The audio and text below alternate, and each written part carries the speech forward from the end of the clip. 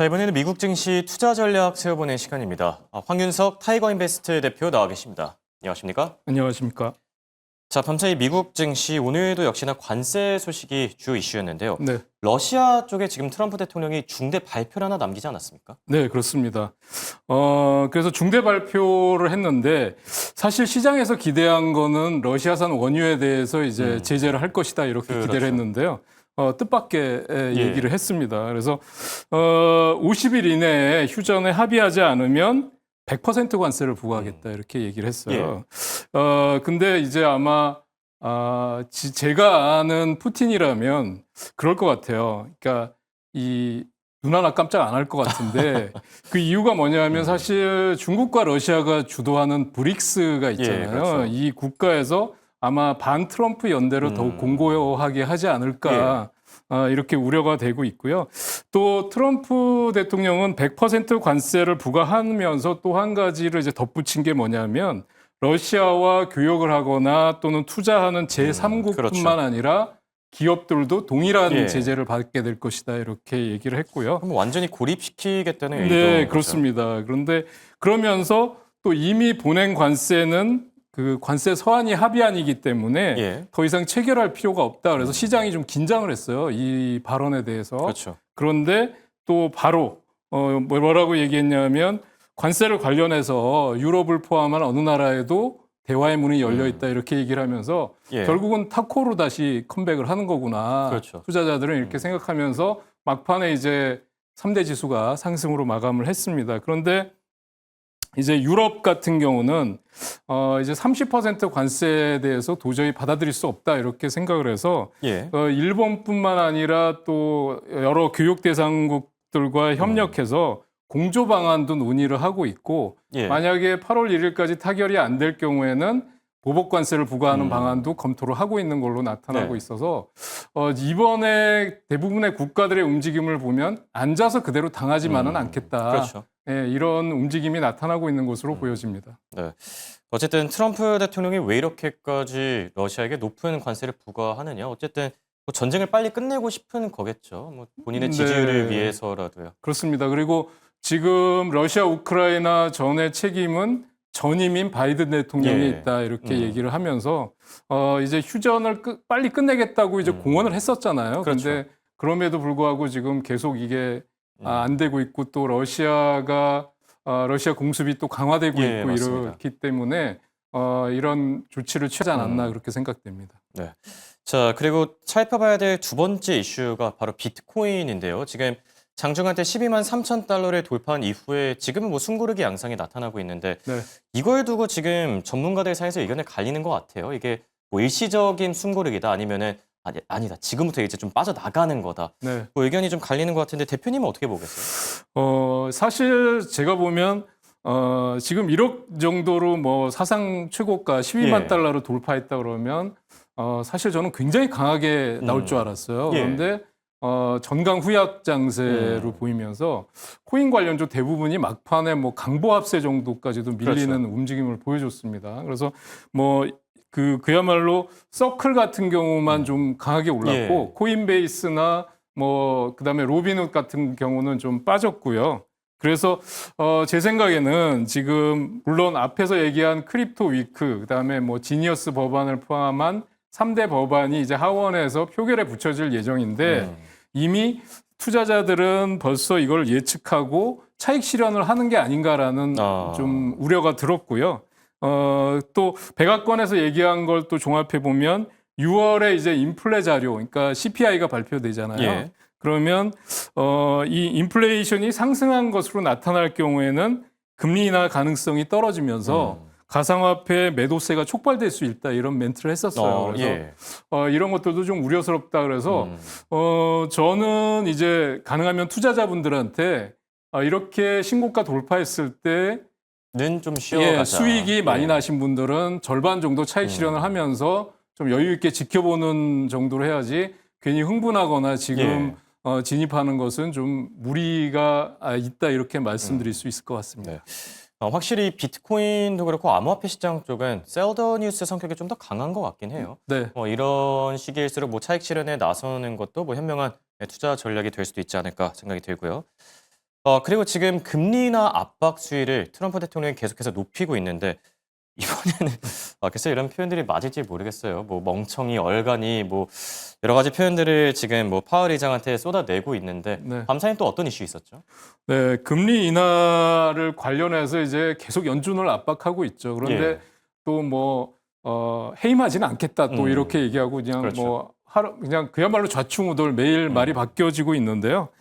지금 보면은 이제 클리브랜드 연은의 이제 해맥 총재 같은 경우는 금리 인하가 시급하지 않다라고 예. 본다고 또 얘기를 했고요. 그다음에 또 케빈 에셋 백악관 경제고문은 금리 얘기보다도 이제 브라질 관련 얘기를 했어요. 브라질에 대해서 고율 관세를 부과한 이유가 중국산 제품을 우회 수출하기 그렇죠. 있기 때문에 그렇다라는 얘기를 했었고요. 그래서 이번에 금리 인하에 대한 압박이 아마 CPI 발표회라든지 이번 주에 발표되는 소매 판매, PPI도 있고, 예. PPI도 있고요. 소매 판매, 산업 생산 이런 지표들이 상당히 중요한 그 기준점이 될 것으로 예상하기 때문에 이번 주에 상당한 변동성이 나타날 수 있다고 그렇게 보고 있습니다. 네. 당장 오늘 밤에는 CPI가 발표되고요. 내일 밤에는 PPI, 소매 판매 차례대로 발표되는 만큼 이 경제 지표들도 잘 챙겨 보셔야 되겠고요. 자, 그럼 이제 특징주로 한번 넘어가 보죠. 밤사이 테슬라 강보합권 뭐 1% 정도 올라줬는데 캐시우드가 또 매입을 다시 한번 했다고 해요. 어떤 네. 이슈죠?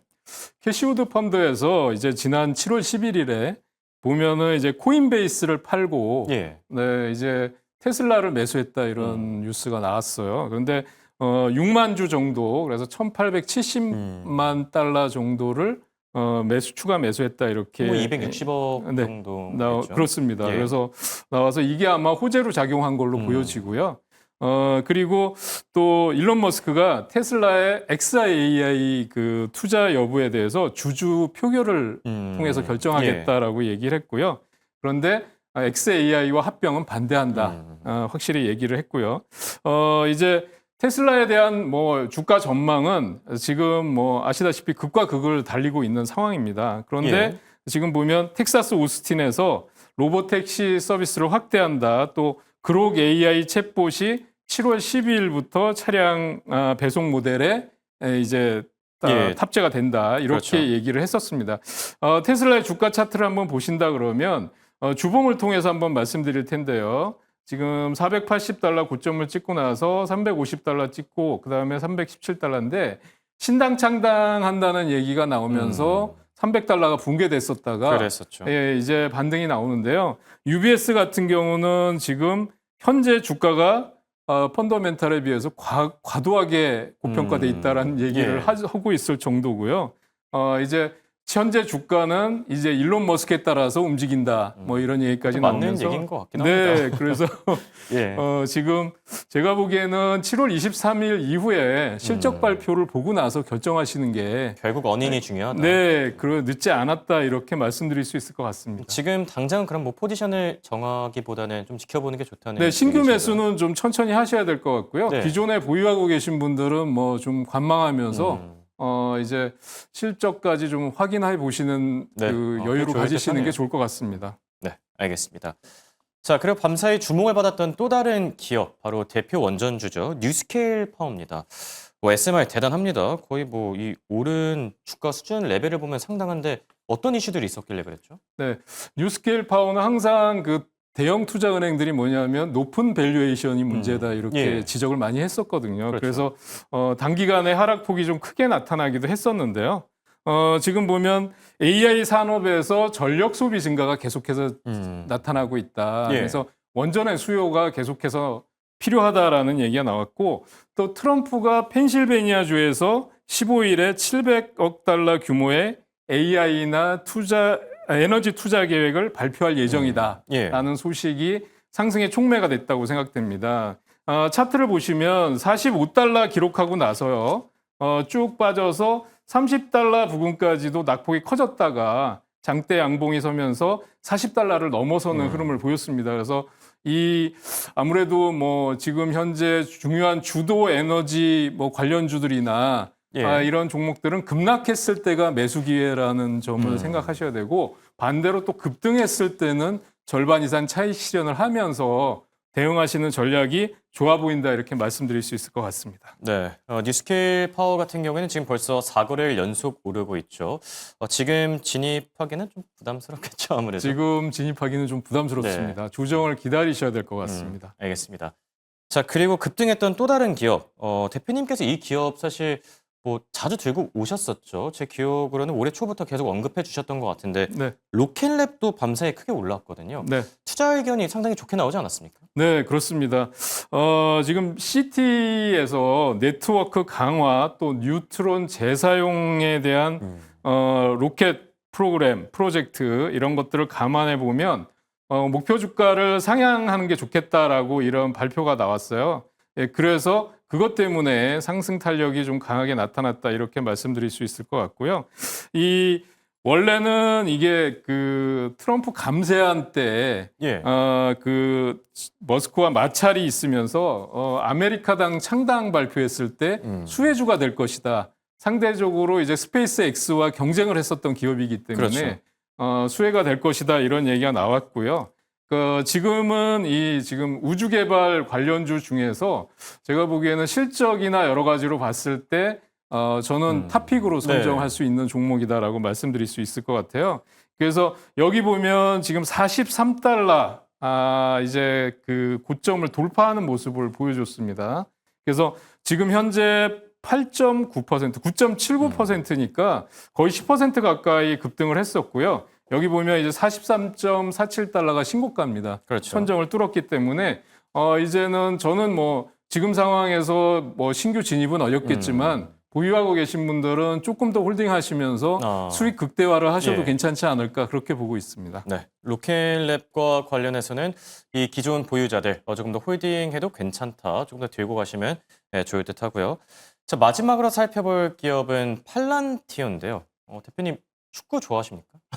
네, 좋아합니다. 네, 뭐 축구 선수 중에 유명한 분들이 많은데 뭐 호날두, 메시 이런 분들이 있죠. 근데 팔란티어에 굉장히 특이한 별명이 또 붙었다 그래요? 어떤 별명이죠? 그래요? 저는 모르는 건데 어떤 별명이 붙었습니까? 아니, AI 메시라는 어떤 별명이 붙었다고 하더라고요. 네. 그럼 왜 그런지 좀 짚어주시죠. 네.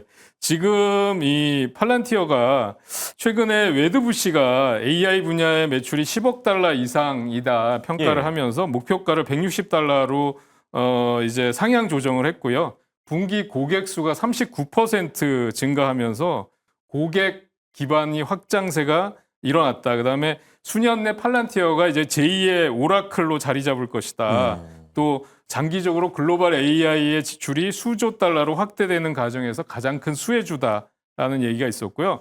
체코 중앙은행에서 지금 팔란티어 주식을 2분기에 약 5만 주 정도를 매수했다라는 뉴스도 있었습니다.